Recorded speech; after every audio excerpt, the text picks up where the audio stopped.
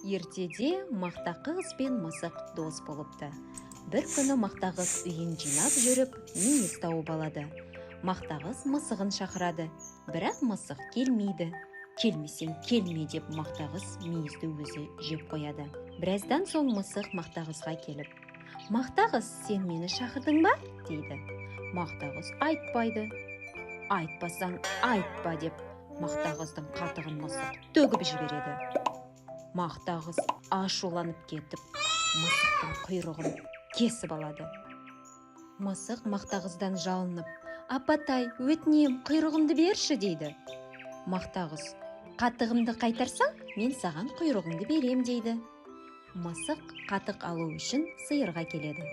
«Сиыр, маған қатық берші» дейді. Сиыр оған: «Менің қатты қарным ашып тұр.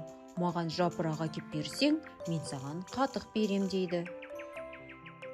Жапырақ іздеп мысық ағашқа келеді. «Ағаш, өтінем, маған жапырақ берші» дейді. Ағаш оған: «Білесің бе, мен қатты шөлдеп тұрмын.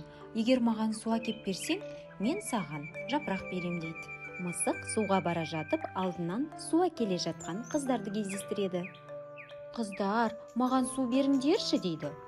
Қыздар оған: «Бізге сағыз әкеп берсең, біз саған су береміз» дейді. Сағыз алу үшін мысық дүкенге келеді. Дүкенші, маған сағыз бересің бе» дейді.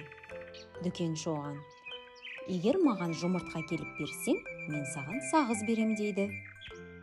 Жұмыртқа іздеп мысық тауыққа барады. «Тауық, маған жұмыртқа берші» дейді.